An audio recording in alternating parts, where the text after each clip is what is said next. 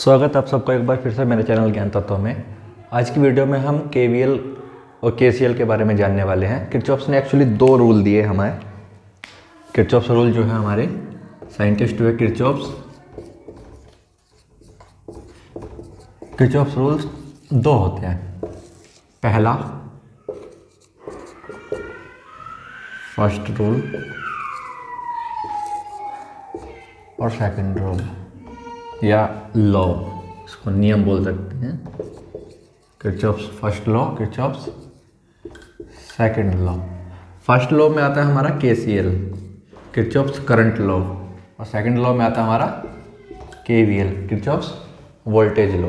इस वीडियो में हम जो है अभी केसीएल के बारे में पढ़ेंगे कि किरचॉफ्स करंट लॉ क्या होता है, कैसे काम करता है, क्या इसका प्रिंसिपल है, किस किस चीज़ में के लिए ये वैलिड है, किस किस चीज़ के लिए ये इनवैलिड है। ठीक है, मतलब किन किन फैक्ट्स पे ये, अगर कंडीशन हमारी सेटिस्फाई हो रही है तो ये वर्क करेगा, अदरवाइज अगर ये कंडीशन सेटिस्फाई नहीं हो रही है, कौन कौन सी कंडीशन ऐसी हैं जो सेटिस्फाई नहीं हो रही है तो ये वर्क नहीं करेगा। इसके अलावा जो इंपॉर्टेंट क्वेश्चन जो है नेटवर्क से बनते हैं केसीएल के, उसमें से कुछ 10 इंपॉर्टेंट क्वेश्चन हम जो है आज की वीडियो में ही डिस्कस करेंगे।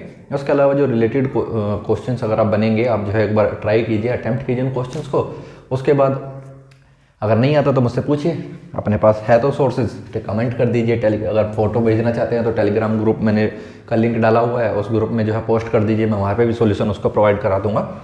मतलब सिर्फ इस बात से है कि आप जो है सीख जाएं। ठीक है, तो किरचॉफ्स करंट लॉ जो है मेरा, स्टार्ट करते हैं। Kirchhoff's current law KCL, Kirchhoff's current law ये कहता है कि for any given lumped time invariant system, for a lumped linear time invariant system,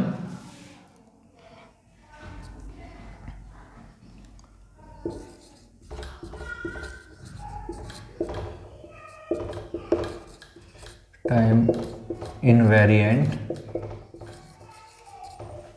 network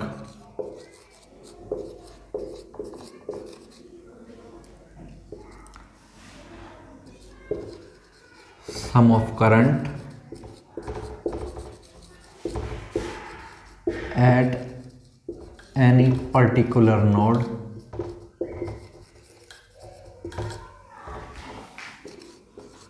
node को हम जो है जंक्शन भी बोलते हैं। At any particular junction is always equals to 0। मतलब क्या हुआ? मतलब ये है कि किसी भी, अगर हमारे पास एक लम्प्ड नेटवर्क्स है, लम्प्ड नेटवर्क मतलब हमारे पास जो पैरामीटर्स होते हैं वो, मान लिया मेरे पास एक वायर है, इस वायर का अपना 1 ओम का रेजिस्टेंस है, तो ये 1 ओम का रेजिस्टेंस है पूरे नेटवर्क में फैला हुआ होगा। लेकिन लो फ्रीक्वेंसी के लिए हम क्या कर लेते हैं, लो फ्रीक्वेंसी के लिए हम इसको, इस 1 ओम के रेजिस्टेंस को एक जगह दिखा देते हैं, कि सिर्फ इसका 1 ओम का रेजिस्टेंस एक जगह हमने इकट्ठा करके दिखा दिया, हम इसको जो फैला हुआ नहीं दिखा रहे हैं। ठीक है, अगर हम लो फ्रीक्वेंसी की बात कर रहे हैं या फिर लो वोल्टेज की बात कर रहे हैं तो वहाँ पे हम जो है लम्प्ड पैरामीटर दिखा सकते हैं, उसमें इसमें कोई ज़्यादा डिफरेंस नहीं आता। लेकिन अगर हम हाई फ्रीक्वेंसी या हाई वोल्टेज की बात करें, हाई वोल्टेज में 440 11 kV नहीं, अगर हम 765 kV 1200 kV ऐसी वोल्टेज की बात करें तो वहाँ पे हमको जो है डिस्ट्रीब्यूटेड पैरामीटर लेने पड़ेंगे, वहाँ पे हमारा KCL KVL एप्लीकेबल नहीं होगा। ये चीज़ आपको ध्यान रखनी है कि एक तो अल्ट्रा हाई वोल्टेज के लिए, इसके अलावा हाई फ्रीक्वेंसी के लिए हमारा जो है KVL KCL कंडीशन सेटिस्फाई नहीं होती है। किस किस चीज़ के लिए, इस बात को नोट कर लीजिए। Ultra high voltage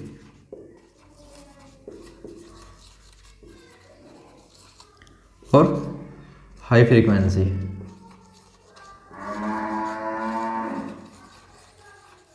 high frequency मतलब जो हमारे मेगा ओम गीगा ओम में जो हमारी फ्रीक्वेंसीज आती है, उस चीज़ के लिए हम जो है KCL एप्लीकेबल नहीं है। अदरवाइज लम्प्ड पैरामीटर के लिए है टाइम इनवेरिएंट लीनियर सिस्टम होना चाहिए। ठीक है, इसके अलावा लीनियर सिस्टम होना चाहिए। तो इसमें इसका कहना यह है कि अगर हमारे पास ऐसा सिस्टम है तो वो सिस्टम जो है एट एनी पर्टिकुलर नोड पे टोटल करंट का सम 0 होगा। मतलब कि अगर मेरे पास एक ये नोड है, इसमें जो है कंडक्टर ऐसे जा रहे हैं, ऐसे आ रहे हैं, ठीक है, इससे करंट जा रही है मेरी I1, इससे करंट जा रही है I2, इससे करंट वापस आ रही है I3, इससे करंट जा रही है I4, इस वाले ब्रांच में करंट जा रही है I5, इस वाले ब्रांच में करंट आ रही है I6। ठीक है, तो केसीएल कहता है कि सारी करंट का जो सम होगा इस नोड पे, मैं इस नोड का नाम ले देता हूँ ए, किसी भी पर्टिकुलर नोड ए पे टोटल करंट का सम 0 होगा। इसका मतलब क्या हुआ? इसका मतलब हुआ कि अगर मैं सारी करंट को सम कर दूं, एक तो मुझे जो है पहले साइन कन्वेंशन कंसिडर करना पड़ेगा।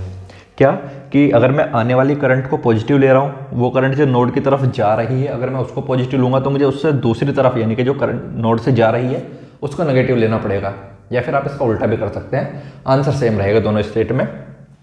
क्या कि अगर मैं नोड की तरफ जाने वाली करंट को पॉजिटिव लूँ तो मेरा I1 plus I2 minus I3, minus क्यों? क्योंकि इसकी डायरेक्शन अपोजिट है, ये जो है जा नहीं रही है, वापस आ रही है, प्लस I4 प्लस ये आ रही है तो minus I5 plus I6 equals to 0। ठीक है, अब इसमें जो इनकमिंग करंट है माइनस वाली अगर मैं उस साइड ले जाऊं तो I1 plus I2 plus I4 plus I6 बराबर किसके हो गया? I3 प्लस I5 के। अब अगर देखा जाए I1, I2, I4, I6, 1, 2, 4 और 6, ये सारी करंट वे हैं जो करंट नोड की तरफ जा रही हैं, तो मैं इसको बोल सकता हूँ sum of incoming current, sum of current incoming जो नोड की तरफ जा रही हैं। I3 और I5 की अगर बात की जाए, एक तो I3 और I5 ये दोनों करंट वे हैं जो नोड से बाहर जा रही हैं, तो मैं कह सकता हूं कि ये सम ऑफ करंट आउटगोइंग। ठीक है, यहां से मेरी एक डेफिनेशन और निकल के आती है, क्या कि मेरे केसीएल कहता है कि sum of incoming current equals to sum of outgoing current. ये डेफिनेशन भी हमने काफ़ी बार पढ़ी है, बुक्स में भी पढ़ी है, आपने देखा भी होगा, इसके बारे में भी सुना होगा कि sum of incoming current equals to sum of outgoing current, या फिर total sum of current at any particular node. किसी भी नोड पर सारी करंट का जो जोड़ होएगा वो एल्जेब्रिक सम उसका 0 होगा। ठीक है, इसके बाद बात करते हैं एक और चीज किसके बारे में, क्या, इसको एक बार मैं रफ कर देता हूं। इस चीज को याद रखिएगा कि ये जो है लंप पैरामीटर के लिए है और जो है हाई फ्रीक्वेंसी पर वर्क नहीं करता। इसके अलावा अगर मैं जो है ये करंट है, करंट का फॉर्मूला आपको याद होगा, करंट का फॉर्मूला क्या था? Rate of change of charge per unit time. ठीक है, तो I1 के लिए चार्ज कितना होगा? Q1/T, I2 के लिए Q2/T, I3 के लिए I4 के लिए Q4/T प्लस I6 के लिए Q6/T equals to Q3/T plus Q5/T। ठीक है, इसमें अगर आप देखोगे तो जो टोटल चार्ज है वो incoming charge equals to outgoing charge, मुझे सीधा सीधा पता चल रहा है। क्या? Incoming charge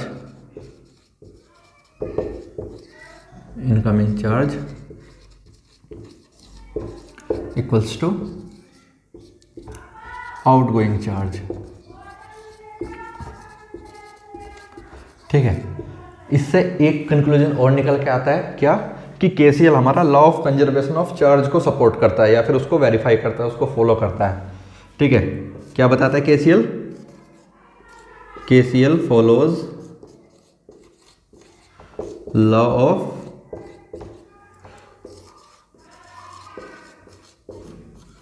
conservation of charge.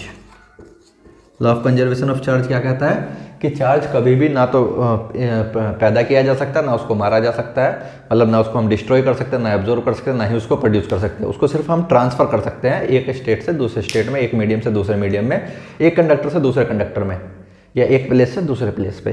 ठीक है, लेकिन जो टोटल अमाउंट ऑफ चार्ज रहेगा वो हमेशा कॉन्स्टेंट रहेगा। तो वही है इनकमिंग चार्ज हमारा आउटगोइंग चार्ज के बराबर हमें सीधे यहाँ से पता चल रहा है। तो इसका मतलब क्या हुआ कि हमारा जो चार्ज है वो कॉन्स्टेंट है। और तो चलिए, ये तो हो गई थ्योरी, इतनी ही थ्योरी है, उससे ज़्यादा इसमें थ्योरी है भी नहीं। ठीक है, अब बात करते हैं इस पे रिलेटेड न्यूमेरिकल्स की। न्यूमेरिकल्स जितनी ज़्यादा हम प्रैक्टिस करेंगे उतनी ज़्यादा ही हमको जो है नेटवर्क्स में पकड़ बनेगी।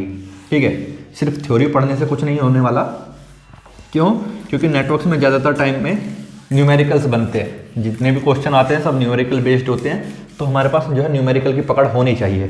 थ्योरी आ गई लेकिन हम न्यूमेरिकल सोल्व नहीं कर पा रहे तो कोई मतलब नहीं रह जाता उसको थ्योरी को आने का। ठीक है, शुरू करते हैं पहले क्वेश्चन से। क्वेश्चन आप जो है अटैम्प्ट करने की कोशिश करिएगा, अगर आपको आ रहे हैं तो। एक बार मैं क्वेश्चन नोट कर लेता हूँ, इससे मुझे भी थोड़ा डायग्राम में बना दूंगा तो मुझे भी थोड़ा सही रहेगा समझाना।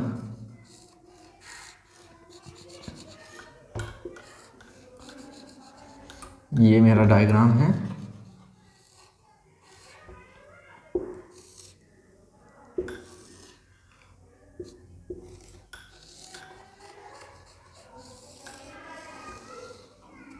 ये ठीक है, इसमें करंट जा रही है I2, इसमें करंट जा रही है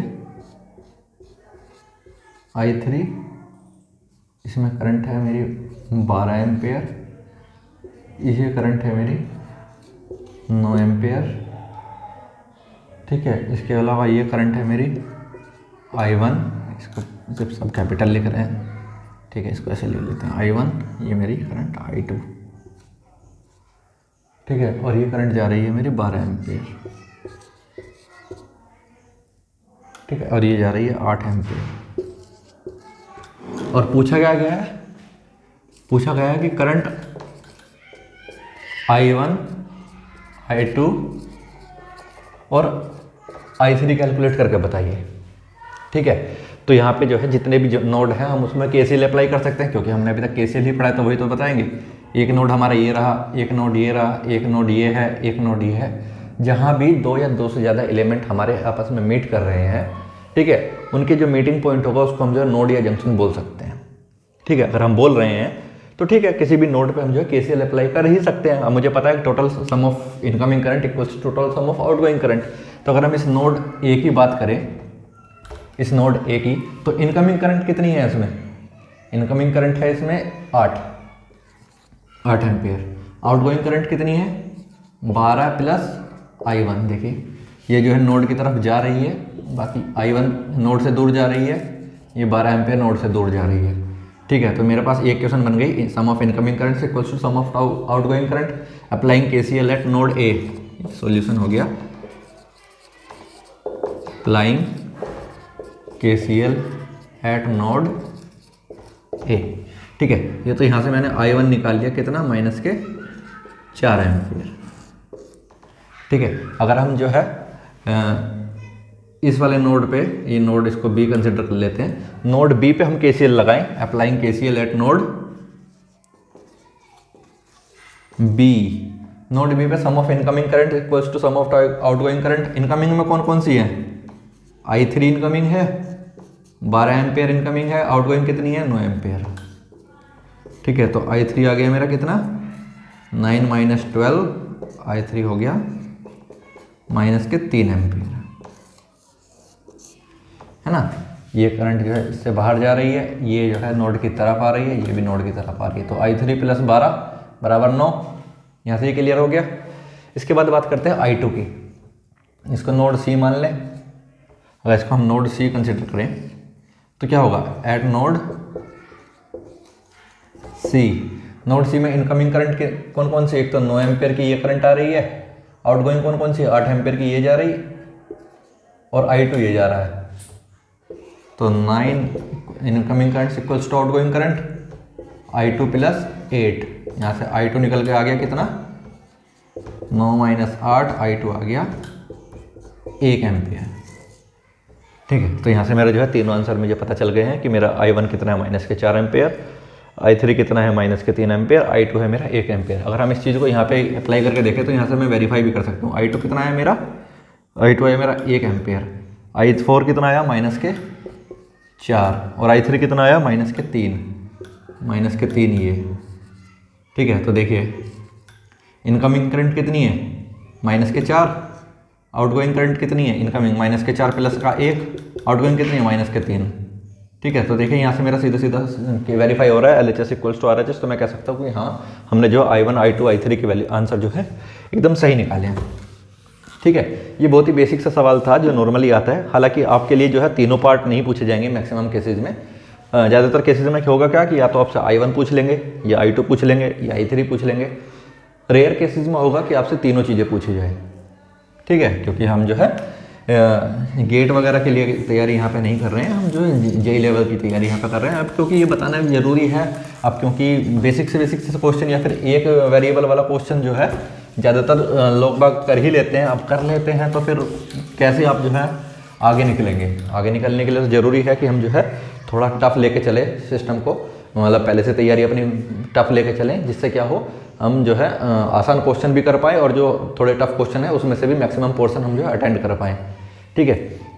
एक क्वेश्चन अगला देख लेते हैं, ये मैं नोट कर लेता हूँ, डायग्राम बना लेता हूँ दोनों का।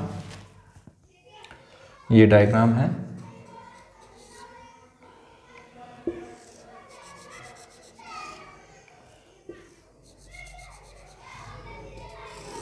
ये इंपॉर्टेंट क्वेश्चन है भाई, इनको जो है नज़रअंदाज नहीं करना है। और क्वेश्चन नोट डाउन करने के बाद एक बार कोशिश कीजिएगा कि वीडियो पॉज करके पहले आप जो है इस क्वेश्चन को खुद से अटेंड करें, और अगर आपका आंसर आता है तो आंसर जो है कमेंट करके बताएं कि मेरा जो है ये आंसर आया है। उसके बाद चेक करते हैं कि आपका आंसर कितना सही आया है, कितना गलत आया है। अगर आपका आधा आंसर भी सही आ रहा है तो अच्छी चीज़ है कि आप कोशिश कर रहे हैं, ठीक है। अगर आपको नहीं आ रहा है तो परेशान नहीं होना है, क्योंकि अभी तो आप सीखने के फेज में है ना। जब सीख जाएंगे उसके बाद नहीं हो रहा है तो फिर समस्या वाली बात है कि भाई सीख भी लिया है उसके बावजूद भी नहीं हो रहा, तो सोचने वाली बात है। अदरवाइज अभी तो कोई समस्या है ही नहीं, ठीक है। ये हो गया मेरा क्वेश्चन नंबर 2। क्वेश्चन नंबर 3 में जो है यहाँ पे नोट डाउन कर देता हूँ।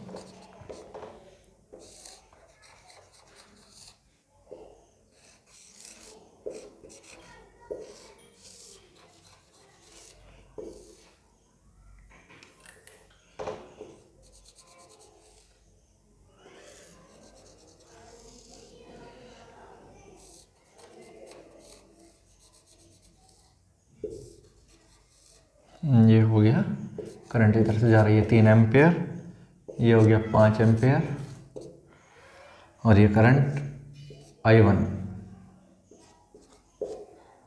और ये 7 एम्पेयर, ठीक है।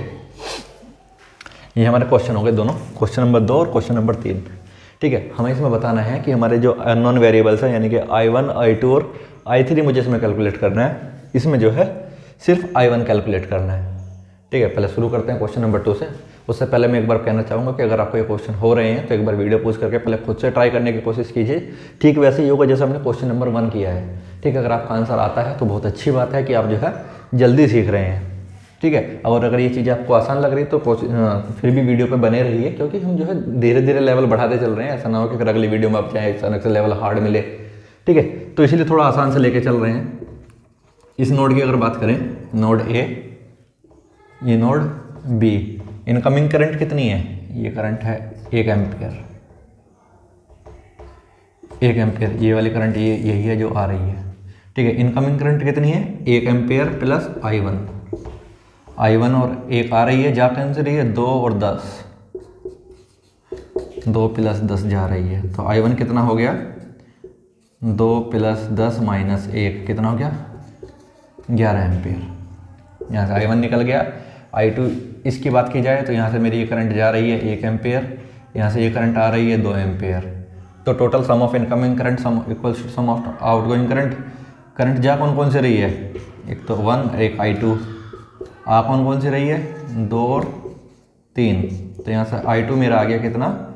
2 प्लस 3 माइनस 1 बराबर 4 एम्पियर, ठीक है। तो I2 मेरा आ गया 4 एम्पियर, I1 मेरा आ गया कितना? I1 कितना निकाला था? 11 एम्पियर, ठीक है। तो ये वाली करंट जो है ये इधर से जा रही है 3 एम्पियर, ये वाली करंट इधर से आ रही है 4 एम्पियर। तो इस वाले नोड पे हम जो KCL फिर से लगा सकते हैं। नोड C इसको कंसिडर कर लेते हैं। तो applying KCL at node C, sum of incoming current कितना है? 4 ampere equals to sum of outgoing current कितना है? I3 plus 3। तो I3 कितना आ गया यहाँ से? 4 माइनस 3 बराबर कितना? 1 एम्पियर, ठीक है। तो यहाँ से मेरे जो है तीनों करंट यहाँ से निकल गई है। उम्मीद करता हूँ कि आपको समझ में आया होगा। अगर फिर भी कोई डाउट है तो मुझे जो है कमेंट करके बताइए ना एक बार कि मुझे ये इशू आ रहे हैं। इससे रिगार्डिंग मुझे जो है दोबारा से समझाइए या फिर जो है इससे रिलेटेड अगर आपका कोई क्वेश्चन और है तो आप जो है कमेंट करके करिए, या फिर टेलीग्राम ग्रुप में जो है फ़ोटो पोस्ट कर दीजिए, मैं उस फोटो को जो है वहीं पे भी एक्सप्लेन कर दूंगा। ऐसी कोई समस्या नहीं है कि जो है हमको जो है ज़्यादा सब्सक्राइबर चाहिए। अभी तो सिर्फ इतना ही है कि 2-4 बालक पढ़ लें, काम बन जाएगा उतने में ही। ठीक है, अब अगर इसकी बात की जाए, इसमें I1 निकालना है। ये क्वेश्चन देखने में डिफिकल्ट लग रहा है लेकिन बहुत ही आसान क्वेश्चन है, बहुत ज़्यादा आसान क्वेश्चन है। कैसे? देखिए, ये I1 करंट है, तो इधर से जो करंट आ रहा होगा I1, ये वही तो करंट होगा। किसी भी नोड पे sum of total current equals to 0 या फिर sum of incoming current. Incoming current इसमें कुछ नहीं है, सब आउट गोइंग है, तो incoming current 0, outgoing current कितनी है? I1 + 7 + 5, तो यहाँ से I1 आ गया मेरा कितना? माइनस के 12 एम्पियर। काफ़ी आसान क्वेश्चन था। कभी कभी क्वेश्चन होते हैं कि वो देखने में डिफिकल्ट लगते हैं, लेकिन असल में वो क्वेश्चन बहुत ज़्यादा डिफिकल्ट नहीं होते हैं। ठीक है, इससे रिलेटेड अगर आपका फिर भी कोई डाउट बनता है तो मुझे बताइए। बाकी चलते हैं अगले क्वेश्चन पे। अगला क्वेश्चन क्या है हमारा?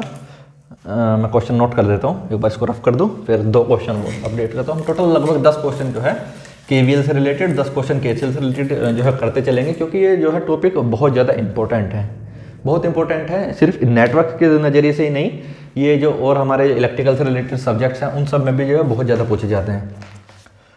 ठीक है, तो उसका भी इसमें यूज़ है, तो इसलिए मुझे लगता है कि ये जो है इस वाले टॉपिक को ज़्यादा सीरियसली लेने की ज़रूरत है। बाकी तो आपकी इच्छा है, लेकिन इस चीज़ को नज़रअंदाज नहीं करना चाहिए। ये मेरा 4 एम्पेयर, ये 7 एम्पेयर, ये करंट I1, ये करंट I2। इसमें I1 और I2 बताना है। ये क्वेश्चन नंबर 4 हो गया। क्वेश्चन नंबर 5 भी देखे जाए। क्वेश्चन नंबर 5,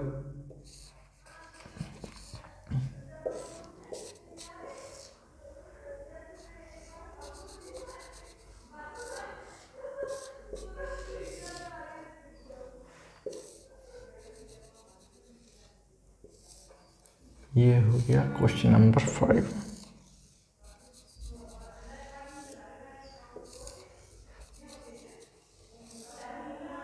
ठीक है, जिसमें मेरी ये वाली करंट है I6, वो 6 एम्पेयर, ये वाली करंट है I, ये वाली करंट है 2 एम्पेयर, और ये वाली करंट है 5 एम्पेयर। ये वाली करंट है I2, इसको I1 बोल देते हैं। ठीक है, क्या रह गया? कुछ नहीं रहा। दोनों केसेस में हमें जो है अननोन वेरिएबल्स बताने हैं। अननोन वेरिएबल्स मतलब इसमें I1 I2 बताना है, इसमें भी I1 I2 बताना है। तो क्वेश्चन नंबर 4 से स्टार्ट करते हैं। क्वेश्चन नंबर 4 में क्या कहता है कि किसी भी, ये देखिए, इसमें नोड वाला पार्ट नहीं लगाना है। अब आप इसमें देखो, किसी भी नोड पे लगाओगे तो 2 वेरिएबल हो जाएंगे। 2 वेरिएबल हो जाएंगे तो सोल्व करना तो कैसे करेंगे? इक्वेशन तो एक ही बन रही है। तो देखिए, जो I2 करंट है, ये 4 एम्पेयर की करंट इधर से ही तो आ रही होगी, इधर से। ठीक है, ये इधर 4 एम्पेयर की करंट जा रही है, लेकिन जो I2 करंट है वो जस्ट अपोजिट डायरेक्शन में है 4 एम्पेयर के करंट के। तो मैं कह सकता हूँ कि I2 का जो मैग्नीट्यूड अगर मैं उल्टा कर दूँ तो वो जस्ट I2 के बराबर हो जाएगी। कैसे बराबर हो जाएगी? क्योंकि I2 जो करंट है मेरी, वो वही करंट है जो ये 4 एम्पेयर की इसमें पीछे से आ रही है, लेकिन अपोजिट डायरेक्शन में। और हमने जो है पहली या दूसरी वीडियो में इस बात को डिस्कस किया है कि करंट का अगर मैग्नीट्यूड सेम है, डायरेक्शन हमें चेंज करनी है, तो हम क्या करेंगे? उसका साइन उल्टा कर देंगे। अगर ये +4 है तो मैं -4 इसको रिप्रेजेंट करूँगा, तो उसका डायरेक्शन अपोजिट हो जाएगी। ठीक है, अगर ये +4 इस साइड से फ्लो कर रहा है तो -4 किधर से फ्लो कर रहा होगा? इधर से फ्लो कर रहा होगा। और लीजिए, हो गया तैयार हमारा I2। सेम I1 की अगर बात की जाए तो I1 मेरी वही करंट है जो मेरी ये करंट फ्लो कर रही है। तो I1 यहाँ से कितना आ गया मेरा? 7 एम्पियर। देखिए, इस क्वेश्चन में तो कुछ करना भी नहीं पड़ा और देखने में भी क्वेश्चन कितना डिफिकल्ट लग रहा था। ठीक है, तो ऐसे ऐसे क्वेश्चन आते हैं जो परेशान करने के लिए आते हैं सिर्फ, या फिर कन्फ्यूज करने के लिए, या फिर अचानक से ऐसा सरप्राइज़ देते हैं कि देखो मैं बहुत बड़ी तोप हूँ और तुमसे तो ना हो पाऊँगा। बस आपको उस चीज़ के टाइम पे थोड़ा सा एकदम ओपन माइंडेडली सोचना है कि ये क्वेश्चन तो मुझे आता ही है, बस एक बार ध्यान देना है थोड़ा किस तरीके से हो ही जाएगा। ठीक है, बात करते हैं इस क्वेश्चन की। देखिए, इस वाले नोड की अगर बात की जाए, नोड ए की, तो sum of incoming current equals to sum of outgoing current. Incoming current कितनी है? I1। आउटगोइंग करंट कितनी है? 2 और 5, यही है ना। एक करंट ये जा रही है, एक करंट ये जा रही है, तो I1 कितना होगा? I1 हो गया 7 एम्पियर। ठीक है, 7 एम्पियर ये मेरा यहाँ से जा रहा है, 7 एम्पियर। ठीक है, यहाँ से कितना गया? 6 एम्पियर। ये 6 एम्पियर यही तो है। ठीक है, यहाँ से गया 6 एम्पियर और ये हो गया I2। तो sum of outgoing current, incoming current तो कुछ है ही नहीं, तो आउट गोइंग करंट कितनी है? I2 + 6 + 7, आउट गोइंग करंट 0, तो I2 इक्वल्स टू माइनस के 13 एम्पियर।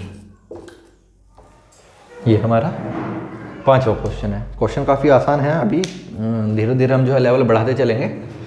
ठीक है, ये क्वेश्चन अगर आपको समझ में आता है तो बहुत अच्छी बात है, और क्वेश्चन नोट डाउन करने के बाद कोशिश करिए कि जो है खुद से उसको अटेंड करें, वो ज़्यादा बेहतर अप्रोच रहेगी। एक बार अटेंड करेंगे तो फिर आपको जहाँ पे भी आप अटकेंगे उसके बाद मैं सोल्व करूँगा, तो फिर समझ में आएगा कि कहाँ पे आप जो है अटक रहे थे और क्या आपको अप्रोच जो है इस बार लेके चलनी चाहिए थी। ठीक है, क्वेश्चन नंबर 6 की अगर बात करें तो क्वेश्चन नंबर 6 क्या कहता है? हमारे पास यहाँ पे इंडक्टर है और ये रेजिस्टेंस हो गया।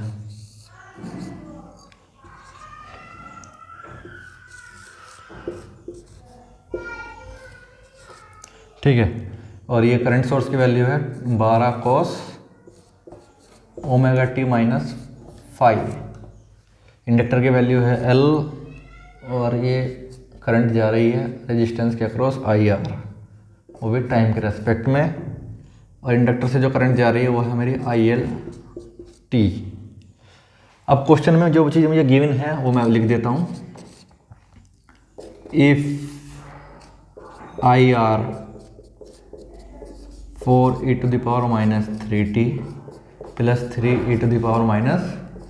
3e⁻⁴t, IL 0 बराबर 1 एम्पेयर,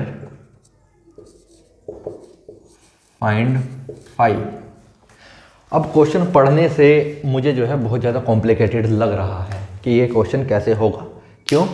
क्योंकि मेरी करंट IL 0 दी हुई है जी। IL 0 का मतलब क्या है कि जब टाइम 0 था उस टाइम पे मेरी करंट IL की वैल्यू कितनी थी वो मुझे बताई गई है।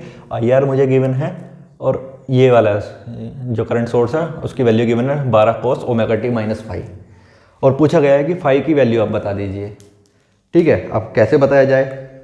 कन्फ्यूज होने के बजाय जो चीज़ हमें पता है वो चीज़ सोल्व कर लेते हैं, बाकी देखते हैं क्या कर सकते हैं। ठीक है, हमें क्या पता है? हमें पता है कि हमें KCL पता है।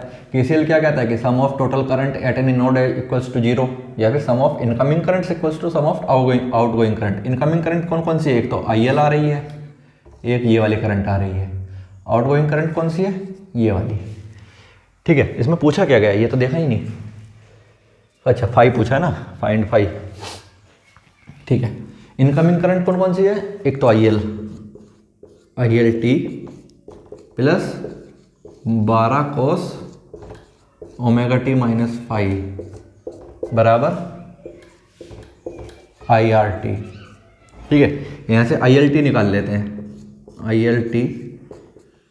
IRT की वैल्यू कितनी दी हुई है? IRT की वैल्यू मेरी ये रही, इसको रख दूँ मैं इसकी जगह 4e⁻³ plus 3e⁻⁴t।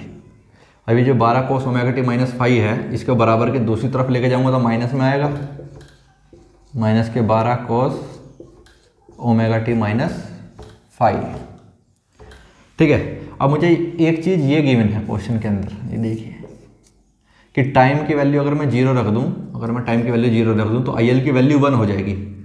At time बराबर 0, IL बराबर 1 रख के देख लेते हैं। अगर टाइम की वैल्यू मैं 0 रख दूं तो IL की वैल्यू 1 हो जाएगी। इसको 1 रख दिया, जहाँ पे भी टाइम है वहाँ पे 0 रख देते हैं।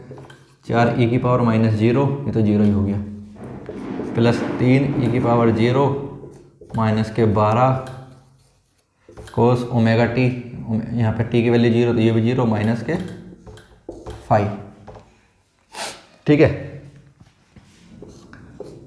ये आ गया कितना?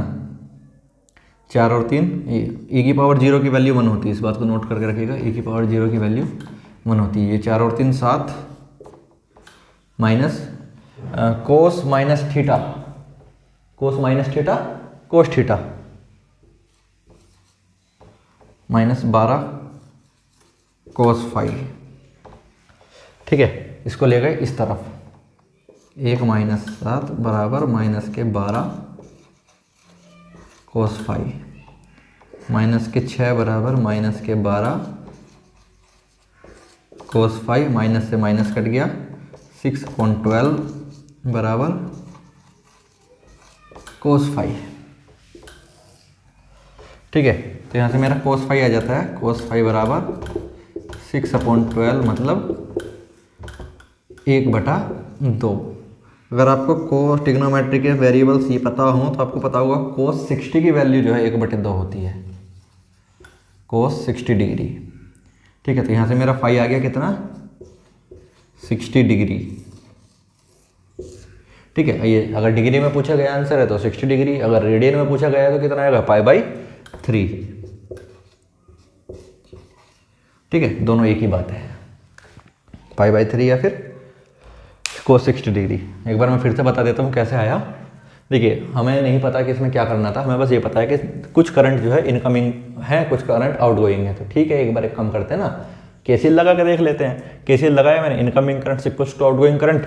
इनकमिंग करंट कितनी थी, IL प्लस ये 12 cos ωt माइनस 5, और आउटगोइंग करंट कितनी थी, IR। ये मैंने IR यहाँ पे पुट कर दिया। IR की वैल्यू मुझे गिवन थी कितनी, ये वाली वैल्यू 4e⁻³ प्लस 3e⁻⁴। ये मैंने यहाँ पे रख दी, इसको मैं उठा के बराबर के दूसरी तरफ ले गया तो ये माइनस में आ गया।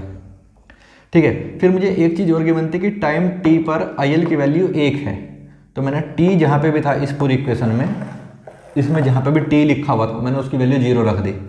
ठीक है, तो IL की वैल्यू कितनी हो गई, IL 0 की वैल्यू 1, इसको तो वैल्यू 1 रख दी। ठीक है, e⁻0 की वैल्यू 1 होती है, तो ये 4 का 4 आ गया, 3 का 3 आ गया, 12 का 12, कोस का कोस, ωt इसमें 0 आ गया तो 0 का 0 -5। ठीक है, अब कोस -5 बराबर कोस 5, ये तो पता है, हमने ट्रिग्नोमेट्री में पढ़ा है। ठीक है, ट्रिग्नोमेट्री में पढ़ा है तो उसको एज इट इज मैंने यहाँ पे लिख दिया। अब 7 इस तरफ प्लस का है, बराबर के दूसरी तरफ जाएगा तो माइनस का आएगा, तो 1 - 7 माइनस के 6, ये माइनस के 12 है, इसको इससे डिवाइड किया तो कितना आ गया, कोस 5 बराबर 1/2। फिर मुझे याद आया कि कोस 5 में 1/2 की वैल्यू जो है 60 की होती है, तो मैंने इसको कोस 60 रख दिया। अब ये कोस थीटा है, कोस 60 है, तो मुझे जाहिर सी बात है मेरा जो एंगल है ये 5 है, 60 के बराबर हो गया। ये मेरा आंसर आ गया। क्वेश्चन थोड़ा सा लेंदी हो सकता है, थोड़ा सा ट्रिकी है, लेकिन हार्ड, बहुत ज़्यादा हार्ड नहीं है। ठीक है, अगर थोड़ा सा ध्यान लगाया जाए तो क्वेश्चन को अटेंड किया जा सकता है। एक बार तो अटेम्प्ट कर ही सकते हैं, क्या ही जा सकता है। ठीक है, अगर समझ में आया तो बहुत अच्छी बात है, नहीं आया तो दोबारा देखिए एक बार, थोड़ा वीडियो बैक करके। वीडियो की अच्छी बात तो यही होती है ना कि इसमें बार बार पूछने की ज़रूरत नहीं पड़ती है, बार बार वीडियो प्ले कर ही सकते हैं। इससे क्या होता है, हमारी भी एनर्जी खर्च नहीं होती और आप लोगों को भी जितनी बार चाहो उतनी बार जानने के लिए पता चल जाता है। ठीक है, अब बात करते हैं इस वाले क्वेश्चन की। ये वाला क्वेश्चन क्या कहता है हमारा, ये क्वेश्चन कहता है कि क्वेश्चन नंबर 7,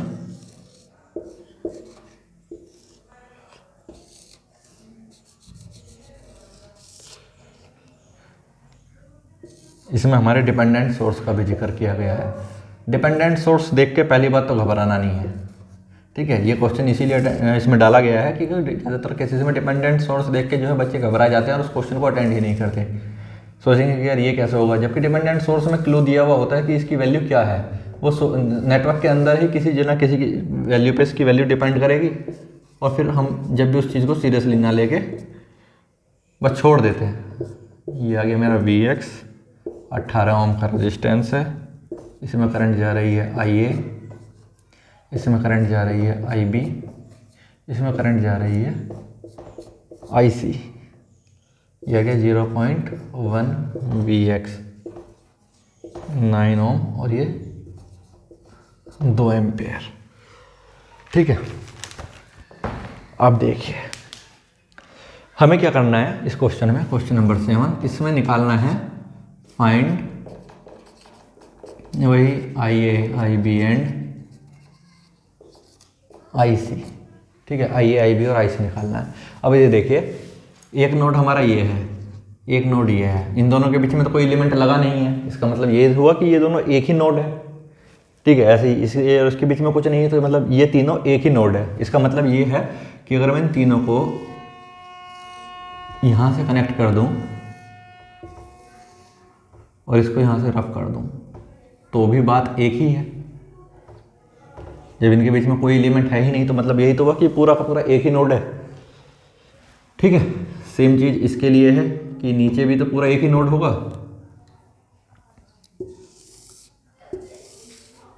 अब एक पॉइंट से हमको रेफरेंस मानना ही होता है।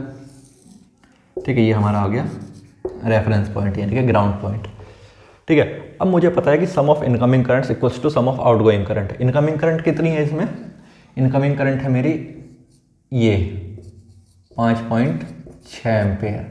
आउटगोइंग करंट है बाकी सारी। ठीक है, तो incoming current equals to 5.6। Outgoing current कौन कौन सी है?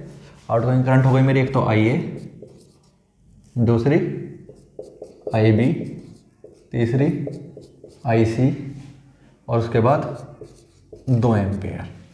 ठीक है, तो मेरी IA plus IB plus IC equals to 3.6 ampere. एक चीज़ तो मुझे ये पता चल गई यहाँ से। ठीक है, दूसरी बात मुझे क्या पता चली कि जो मेरे IA है वो कितनी है, सॉरी VX है, वो है मेरा 18 IA। ठीक है, जाहिर सी बात है 18 गुना IA वही तो मेरा VX होगा। तो जो मेरा VX है वो मेरा 18 IA है। ठीक है, तो यहाँ से मैं IA निकालता हूँ, वो आ गया मेरा कितना, VX अपॉन 18। ठीक है, एक चीज़ इसको थोड़ा नोट करके रखेंगे। ठीक है, IB की अगर बात की जाए, IB क्या है? IB जस्ट अपोजिट है किसके? 0.1 VX के। तो मैं कह सकता हूँ IB है मेरा -0.1 VX का माइनस साइन। ठीक है, जाहिर सी बात है ये करंट ऊपर को जा रही है, IB मेरे नीचे को आ रही है, तो इसका माइनस तो हुआ। ठीक है, माइनस का 0.1 VX की वैल्यू क्या है हमारी यहाँ से? 18 IA। 18 IA ये हो गया मेरा IB। तो IB हो गया मेरा कितना? माइनस का 1.8 IA। ठीक है, एक चीज़ मुझे ये पता चली। तीसरी चीज़ मुझे क्या पता चली? देखिए यहाँ पे जो वोल्टेज VX है वो यही तो है जो वोल्टेज VX है, क्योंकि और तो कुछ एलिमेंट है नहीं। तो IC को मैं बोल सकता हूँ वोल्टेज अपॉन रेजिस्टेंस। ठीक है, IC आ गया मेरा VX अपॉन 9 और VX क्या है मेरा? 18 IA। 18 IA डिवाइडेड बाई 9 यानी कि 2 IA। ये आ गया मेरा IC। इसको मैं लिख लेता हूँ यहाँ पे, IB बराबर माइनस का 1.8 IA, IC बराबर 2 IA। ठीक है, बहुत बढ़िया। इतना समझ में आया तो बहुत अच्छी बात है। मैं एक बार फिर से बता देता हूँ इतना ही। देखिए यहाँ पे मेरी पोटेंशियल VX होगा, क्यों? क्योंकि जितना वोल्टेज इसके बीच में है, अब इसके बीच में तो और कुछ एलिमेंट है नहीं, तो जिसके अक्रॉस वोल्टेज ड्रॉप हो रहा होगा, तो जितना वोल्टेज ड्रॉप इसके अक्रॉस हो रहा है उतना ही वोल्टेज यहाँ पे भी होगा मेरा नोड वोल्टेज। ठीक है, तो यहाँ से मेरा VX आ गया, वो IC आ गया VX अपॉन 9, IA आ गया VX अपॉन 18, IB आ गया ये माइनस का 0.1 VX। ठीक है, इतना मुझे समझ में आता है। यहाँ से मैंने ये निकाल लिया IA, IB और IC। ये इक्वेशन मैंने पहले बना ली थी, इसका अभी ज़रूरत नहीं है, इसको मैं रफ कर देता हूँ। ये चीज़ तो कैलकुलेट कैसे करी, बस ये बताने के लिए था। ठीक है, अब IB और IC की वैल्यू अगर मैं इसके अंदर पुट कर दूँ, इस इक्वेशन के अंदर, ये मैंने सबसे पहली बार इक्वेशन बनाई थी इक्वेशन 1, तो यहाँ पे IA की जगह IA, IB की जगह कितना आएगा? माइनस के 1.8 IB, IC की जगह क्या आएगा? ये IA आएगा यहाँ पे, IA 2 IA बराबर में कितना? 3.6। ठीक है, और 1 माइनस का 1.8 और ये 2, कितना बचा? 2 में से एक गया 0.2, ये आ गया 1.2, IA बराबर 3.6। तो यहाँ से मेरा IA निकल के आ जाता है मुझे कितना? 3.6 डिवाइडेड बाई 1.2 बराबर 3 एम्पेयर। ठीक है, इतना क्लियर है कि मेरा IA कैसे आया। अगर मेरे पास IA आ गया तो IB भी आ जाएगा। IB कितना है मेरा? IB है माइनस 1.8 IA। इसका मतलब क्या हुआ? माइनस का 1.8 इंटू आई ए की वैल्यू कितनी है 3, 18 तिया 54 माइनस के 5.4 एम्पियर। और आई सी की वैल्यू कितनी है 2 आई ए, ये आ गया 2 तिया 6 एम्पियर। ठीक है, यहाँ से मेरा आई ए, आई बी और आई सी मेरा निकल के आ गया है। ठीक है, अगर किसी को कोई भी डाउट है तो मुझसे पूछ ले। हालांकि क्वेश्चन ज़्यादा हार्ड नहीं है, थोड़ा सा लेंदी है, लेकिन हार्ड क्वेश्चन ये नहीं है। ठीक है, आसान ही है, बहुत ज़्यादा मुश्किल नहीं है। इसके बाद बात करते हैं अगले क्वेश्चन की, क्वेश्चन नंबर 8 की। ठीक है, इसके रिलेटेड आप जो क्वेश्चन जो खुद से भी अटैम्प्ट कर सकते हैं सेम टू सेम लगा के, या फिर जो आपके जो टेक्स्ट बुक है आपके पास उसमें मिल जाएंगे। ठीक है, जितने भी आपके पास क्वेश्चन की बुक होगी, क्वेश्चन की बुक में ये क्वेश्चन ऐसे आपको बहुत सारे क्वेश्चन मिल जाएंगे। आप जो है उनको प्रैक्टिस कीजिए, प्रैक्टिस करने के बाद जो क्वेश्चन आपसे नहीं आता है वो मुझसे आप पूछ लीजिए। ठीक है, क्वेश्चन नंबर 9 की अगर बात की जाए तो क्वेश्चन नंबर 9 ये है हमारा, सॉरी क्वेश्चन नंबर 8।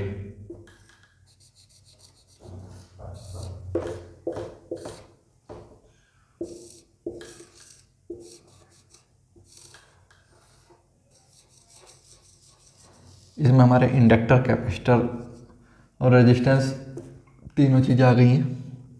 ये 1 फैराड का कैपेसिटर है, 2 हेनरी का इंडक्टर है और 5 ओम का रजिस्टर है। इसके अक्रॉस वोल्टेज ड्रॉप है VR, इसके अक्रॉस वोल्टेज ड्रॉप है VC और इसके अक्रॉस वोल्टेज ड्रॉप है VL।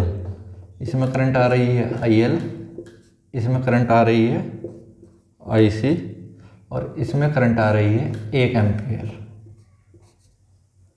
ठीक है, और ये 2 एम्पियर की करंट इधर से जा रही है। पूछा क्या गया है क्वेश्चन नंबर 8, जो चीज़ें गिवन है वो मैं बता देता हूँ। VR बराबर 5 वोल्ट, VC बराबर 4 sin 2t, फाइंड VL। इसमें ऑप्शन भी आपको दिए हुए हैं 3 - 8 cos 2t, 16 sin 2t, 32 sin 2t और D 16 cos 2t। ठीक है, इन चारों में से कोई सा एक ऑप्शन है। अगर आपके पास ऑप्शन है तो चलिए अच्छी बात है कि अब आपके पास आप आंसर भी वेरीफाई कर सकते हैं। हमें सिर्फ VL निकालना है। VL क्या है मेरा, ये।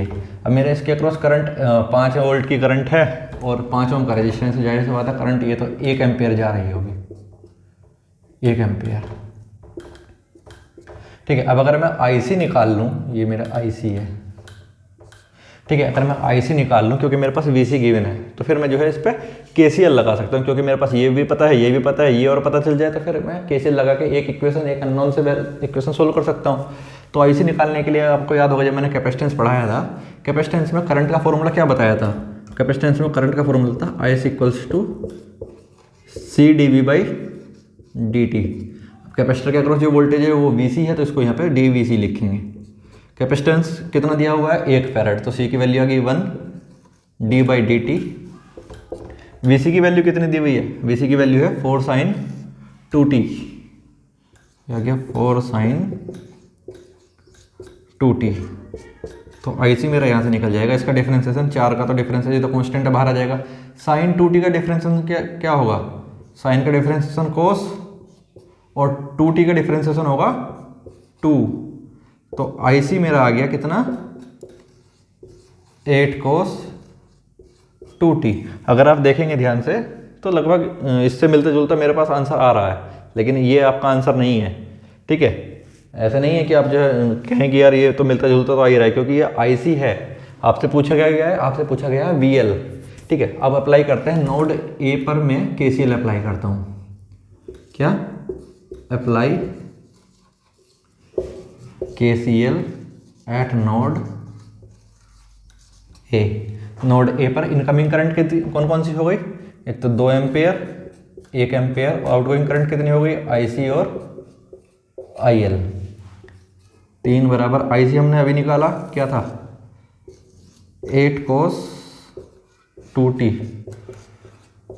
तो यहाँ से मेरा IL आ गया कितना 3 माइनस 8 कोस 2t। ठीक है, अगर आप ऑप्शन पे ध्यान दें तो 3 माइनस 8 कोस 2t हमारा आंसर पूरा पूरा मिल रहा है, लेकिन ध्यान रहे पूछा क्या गया है, क्वेश्चन में VL पूछा गया है और आपने अभी तक क्या निकाला है, हमने अभी तक सिर्फ IL निकाला है। ठीक है, तो बिल्कुल भी कंफ्यूज नहीं होना है, जो जो आप सोल्व करते रहेंगे वे आंसर ऑप्शन में मिलने की संभावनाएं हैं, अच्छी खासी संभावनाएं हैं। ठीक है, तो जल्दीबाजी में आके पहले देखो कि क्या निकालना है, क्या चीज़ आप निकाल के बैठे हो।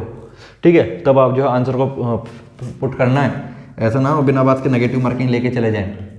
VL निकालना है। इंडक्टर जब हमने पढ़ा था तो हमें पता चला था कि अगर हमें इंडक्टर वो निकालना है VL, तो इंडक्टर के लिए फॉर्मूला है मेरा क्या है, LdI/dt।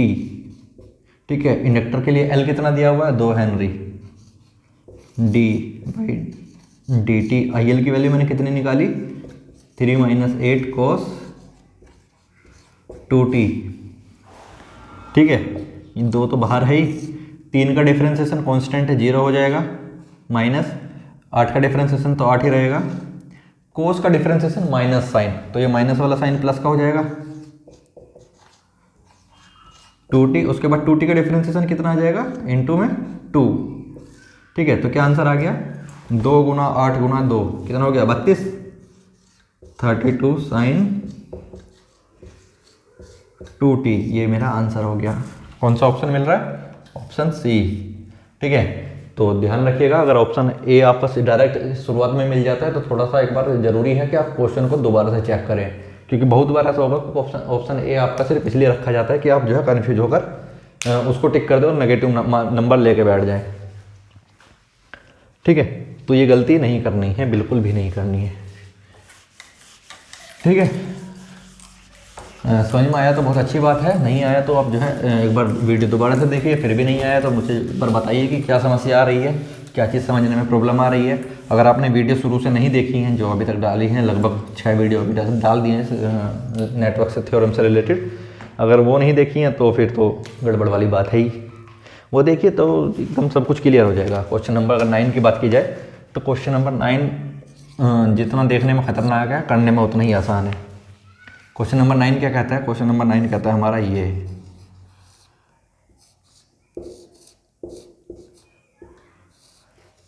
ये क्वेश्चन देखने में बहुत खतरनाक है और बहुत बार पूछा भी गया है। ठीक है, कभी इसका छोटा पार्ट पूछा गया होगा, कभी इसका बड़ा पार्ट पूछा गया है, लेकिन पूछा गया है। ये हो गया इससे कनेक्ट और ये हो गया इससे कनेक्ट, इसके बाद ये हो गया ये।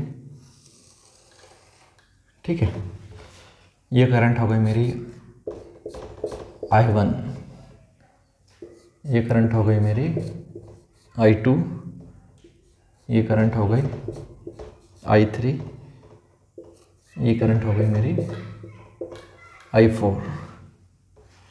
ठीक है, ये मेरा 25 ओम का रेजिस्टेंस, जिसके पास वोल्टेज डिफरेंस है Vx, इसकी वैल्यू है करंट सोर्स की 0.2 Vx, ये 10 ओम का रेजिस्टेंस, ये 2.5 एम्पेयर का करंट सोर्स और ये 100 ओम का रेजिस्टेंस। पूछा क्या गया है, पूछा गया है वही variables I1, I2, I3 and I4। ठीक है, I1, I2, I3 और I4 मुझे कैलकुलेट करके बताइए कि इसका आंसर क्या होगा। इसका आंसर अगर हमें निकालना है तो बहुत ही सिंपल सा है। तो देखिए, अगर मैं इसको नोड A बोल दूं, जिस पे मैं वोल्टेज मान के चलता हूं VA, ठीक है, ये मेरा नोड A है। तो देखिए, ये जो नोड A है इसके साथ ये शॉर्ट सर्किट किया गया है इस वाले नोड के साथ, तो ये भी नोड A हो गया, ये भी नोड A हो गया। ठीक है, तो अगर मैं इसको रीडिजाइन करूँ तो मेरे पास एक नोड तो आ गया नोड A। दूसरा अगर मैं इसको नोड B बोल दूँ तो ये इसके साथ शॉर्ट सर्किट है ये वाला, तो ये भी नोड B हो गया और ये भी नोड B हो गया, ये हो गया मेरा नोड B। अब इसको रीडिजाइन करते हैं। VA और A और B के बीच में क्या लगा हुआ है, 25 ओम का रेजिस्टेंस लगा हुआ है।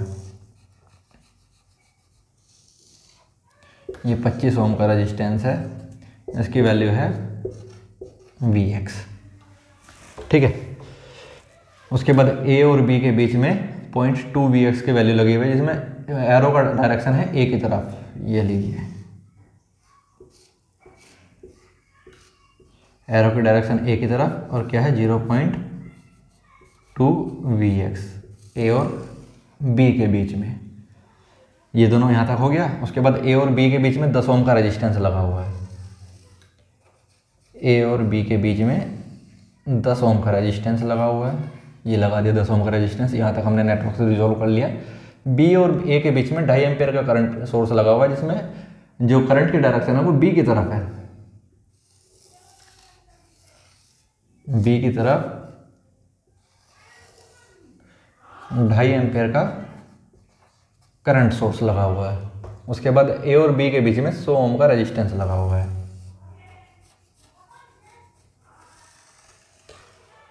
ये हो गया 100 ओम का रेजिस्टेंस। ठीक है, बहुत बढ़िया बात है। ठीक है, ये मेरा नोड ए है। यहाँ से मुझे अगर जो है हर किसी की करंट पता चल जाएगी, किस ब्रांच में कितनी करंट जा रही है, तो जो है मैं सारी वैल्यूज सोल्व कर सकता हूँ। कैसे कर सकता हूँ, देखिए इसमें तो करंट आ ही रही है, ये तो मुझे पता चल ही गया है। इसमें कितनी करंट जा रही होगी, अगर मैं इसको यहाँ पे वोल्टेज, इसके बीच में कुछ नहीं तो यहाँ पे वोल्टेज Vx ही हो गया। इसमें जो करंट जा रही होगी वो कितनी होगी, Vx/25। ठीक है, इसमें जो करंट जा रही होगी वो कितनी होगी, Vx/25 निकाल लेते हैं पहले। इससे मुझे जो है Vx का आइडिया हो जाएगा। ये वाली करंट निकालूँ अगर मैं, इसको करंट को बोल देता हूँ कितना, 100 ओम के अक्रॉस जो करंट जा रही है वो वही है, हालांकि I4 है, लेकिन इसको बाद में सोल्व करेंगे। I1 I4 पहले कंफ्यूज नहीं करेंगे ना, पहले इसको बोल देते हैं IA, इसको बोल देते हैं IB, इसको बोल देते हैं IC, ये हो गया मेरा ID, और ये तो 2.5 एम्पेयर है, इसको क्या ही करना। ठीक है, तो यहाँ से मेरा जो IA मेरा निकल के आया वो कितना होगा, Vx/100। जो मेरा IB निकल के आया, IB आया मेरा कितना, 0.2 Vx।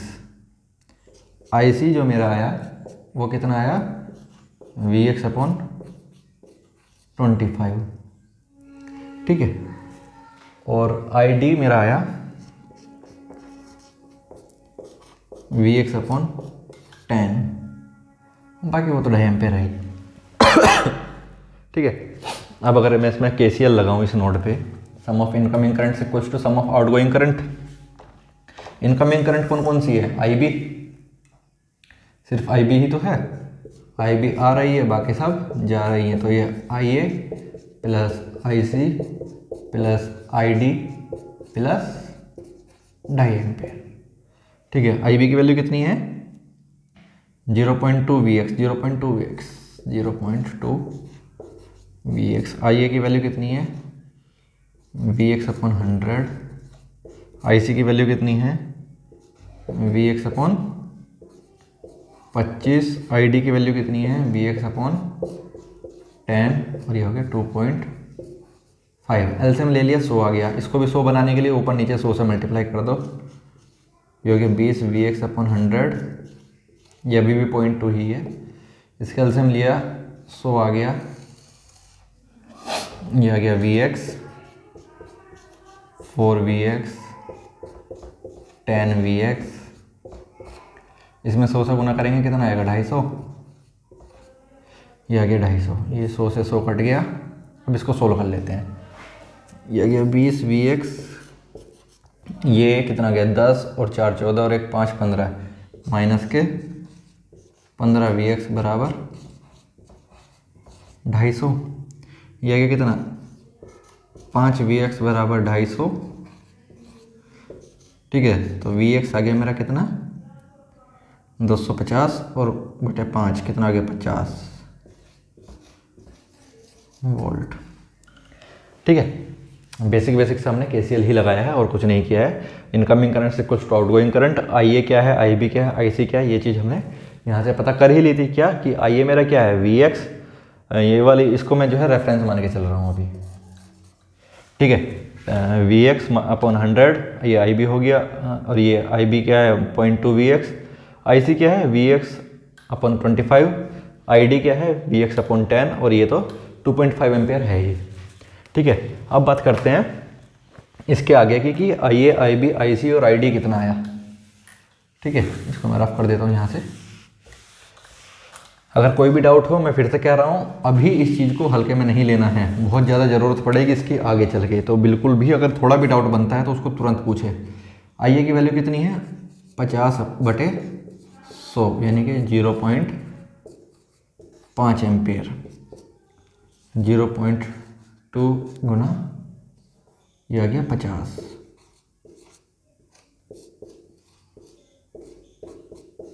10 एम्पियर। ये आ गया 50/25 यानी 2 एम्पियर। और ये आ गया 50/10 यानी 5 एम्पियर। ठीक है, यहाँ से मैंने IA, IB, IC और IC निकाल लिया है। अब देखिए IA करंट क्या है, 100 ओम का जो रेजिस्टेंस है उसमें से A नोड की तरफ से B नोड की तरफ जो करंट जा रही है उसकी करंट की वैल्यू है IA, यानी कि A नोड की तरफ से B नोड की तरफ जो करंट जा रही है ये है मेरी IA।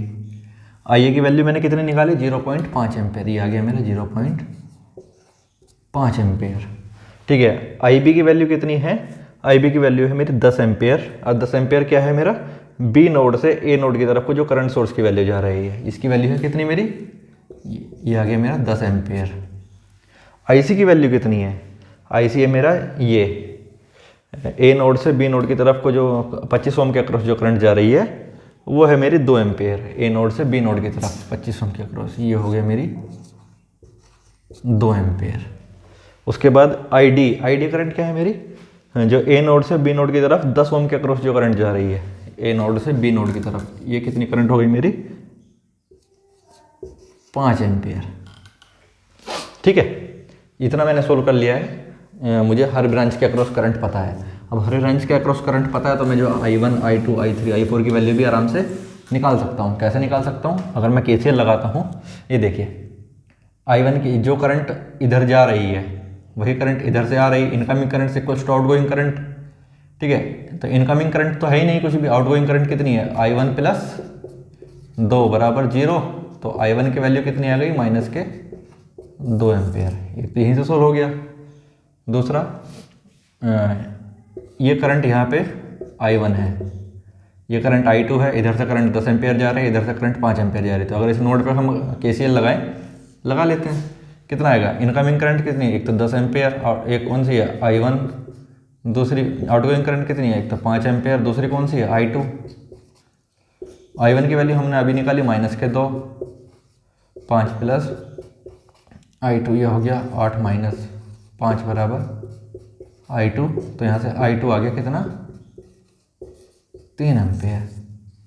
ठीक है, इसके बाद बात करें अगर I3 की, तो ये रहा मेरा I3, ये 2 एम्पेयर की करंट इधर से आ रही है, 10 एम्पेयर की इधर से जा रही है। तो इनकमिंग करंट कितनी है 2 एम्पेयर, आउटगोइंग करंट कितनी है, एक तो 10, दूसरी I3। तो यहाँ से I3 आ गया मेरा कितना 2 - 10 = -8 एम्पेयर। इस वाले नोड पे मैंने KCL लगाया तो 2 इधर से आई, 10 इधर चली गई, बाकी इधर चली गई, तो इधर कितनी गई होगी -8 ही गई होगी। अब बात करें अगर I4 की, तो I4 में क्या है, ये देखिए 0.5 एम्पेयर की करंट इधर से आ रही है, तो जाहिर सी बात है इधर को ही जा रही होगी। तो I4 आ गया मेरा यहाँ से कितना 0.5 एम्पेयर। ठीक है, इस तरीके से मैंने I1, I2, I3, I4 निकाली। ये क्वेश्चन थोड़ा सा लेंथी हो गया है, ऐसा नहीं है कि ये सेम क्वेश्चन आपके पास आएगा तो आपको जो है 10 मिनट लगानी पड़ेगी, नहीं। एक्चुअल में क्या होगा कि आपके पास इसका एक पार्ट पूछा जाएगा या फिर बीच में से कोई सा चीज़ पूछ ली जाएगी, आपसे पूरा नहीं पूछा जाएगा। अब इस क्वेश्चन को अगर आप सीख जाते हैं तो होगा क्या कि आप जो है 7 या 8 क्वेश्चन आप जो है 7-8 क्वेश्चन जो है एक साथ कर सकते हैं। ठीक है, इस क्वेश्चन में 7-8 तरीके जो हमने अलग अलग तरीके स्टेप्स लगाए हैं, वो सारी चीज़ें फॉलो करी हैं। आपके पेपर में जब भी आएगा उसमें से 1 या 2 चीज़ें आपसे पूछी जाएंगी। इतना बड़ा क्वेश्चन तो शायद ही मुश्किल आए आपके सामने, लेकिन अगर SSC JEE में कन्वेंशनल पेपर आता है तो इस टाइप का क्वेश्चन आ सकता है। ठीक है, जो सब्जेक्टिव होता है। बाकी इसके अलावा तो अगर ऑप्शनल में आएगा तो एक या दो चीज़ आपसे पूछी जाएगी, लेकिन फिर भी जो है ज़्यादा बताना मेरा कर्तव्य भी है और आपका सीखना भी कर्तव्य है, क्योंकि थोड़ा सीखेंगे तो थोड़ा ही याद रहेगा, उसके बाद उसमें से भी थोड़ा आप करके आएंगे तो नंबर भी थोड़े से आएंगे। ज़्यादा नंबर लाने हैं तो उसके लिए जितना नंबर चाहिए उससे कम से कम 2 गुना ज़्यादा सीखना है, तभी जो है ज़्यादा नंबर आते हैं, अदरवाइज नंबर ज़्यादा नहीं आते हैं। और तो बाकी इसमें जो ज़रूरी क्वेश्चन थे मुझे लगता है कि सब हम कर चुके हैं। इसके अलावा फिर भी अगर जो है इससे रिलेटेड KCL से रिलेटेड आपके जो है कोई भी डाउट बनता है, आप जो है पूछिए, क्वेश्चन पूछने में मत झिझकिए, क्योंकि जितने क्वेश्चन आप अभी अटैम्प्ट कर लेंगे उतने ही क्वेश्चन जो है आपको फ़ायदा देंगे, उतनी ही आपकी कमांड अच्छी होगी, क्योंकि ये जो है थ्योरेटिकल सब्जेक्ट नहीं है, ये क्वेश्चन न्यूमेरिकल वाला है। ठीक है, जितने क्वेश्चन आप अटैम्प्ट करेंगे उतनी ही आपके सब्जेक्ट पर पकड़ अच्छी बनेगी। इसलिए सलाह मान लो भाई, मैं पर्सनल एक्सपीरियंस से बता रहा हूँ, बहुत जल्दी भूल जाते हैं, अगर इसमें आप प्रैक्टिस नहीं करोगे तो आप जो थ्योरम याद नहीं रख पाओगे। ठीक है, क्योंकि रूल्स बहुत ज़्यादा हैं, फॉर्मूले बहुत ज़्यादा है, अभी तो हमने थ्योरम स्टार्ट भी नहीं किया है, सिर्फ बेसिक ओम्स लॉ और KVL KCL बता रहे हैं। ठीक है, इस पर जो थ्योरेटिकल बेस्ड क्वेश्चन है वो हम जो है न्यूमेरिकल के बीच बीच में ही डिस्कस करते भी रहते हैं। ठीक है, जो मैं बातें बताता रहता हूँ, अगर आप उस चीज़ को भी नोट करते रहेंगे तो भी जो है चांसेस बहुत कम है कि आप जो है थ्योरेटिकल क्वेश्चन भी इस पर छोड़ के आएँ। ठीक है, बाकी देखिए, कोई डाउट बनता तो पूछिए। बाकी अगली वीडियो में हम जो है KVL डिस्कस करेंगे, उस पर थ्योरम बताएंगे, थ्योरम के लिमिटेशंस बताएंगे, उसके फ़ायदे बताएंगे, और उसके बाद डिस्कस करेंगे कि इसके इंपॉर्टेंट क्वेश्चन कौन कौन से हो सकते हैं। मेरी नज़र में जो इंपॉर्टेंट क्वेश्चन है उसमें से कुछ चुनिंदा क्वेश्चन मैं आपको करा दूंगा, बाकी जो है आपको प्रैक्टिस के लिए दूंगा। जो क्वेश्चन आप नहीं कर पाएंगे फिर उसको फिर से ट्राई करेंगे, लेकिन छोड़ना नहीं है बिल्कुल भी। ठीक है, मिलते हैं अगली वीडियो में।